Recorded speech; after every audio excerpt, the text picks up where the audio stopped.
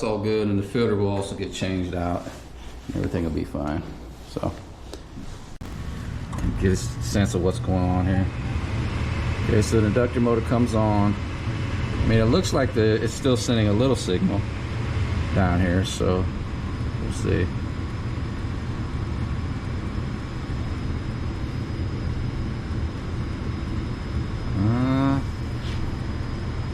The inductor motor started slowing down there for some weird reason.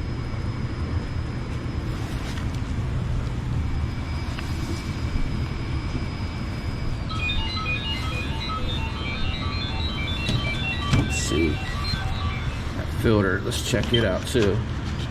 This dirty filter can cause problems also. Looks dirty from here. Ah, wow, they really jammed that in, didn't they? Ah. Oh man, I can't even get it out of there. Stuffed it in there, but it looks really dirty. It could be overheating too.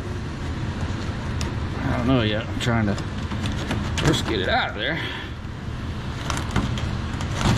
Oh wow, they really just jammed that in, didn't they?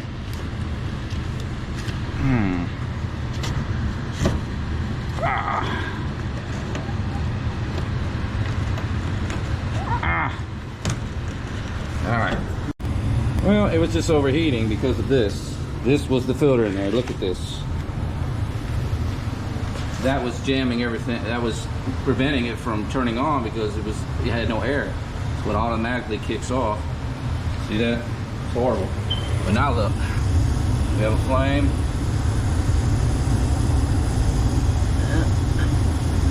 And it came on perfectly. Now I'll check the blower motor here. See if it looks like it came on. Let's see. Can't really see it from here very well, but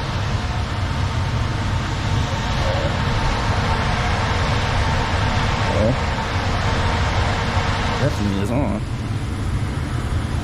Feel it.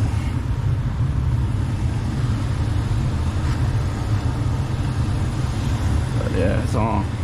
So we need a new filter and a new battery. And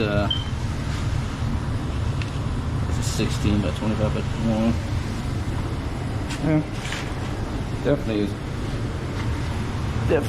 both those conditions can contribute, but it was definitely the filter. That was it.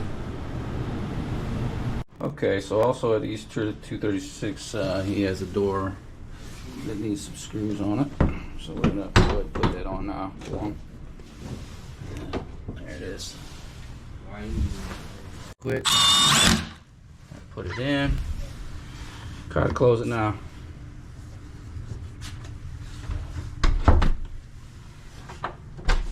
Good to go? Mm-hmm. So that'll take care of that. And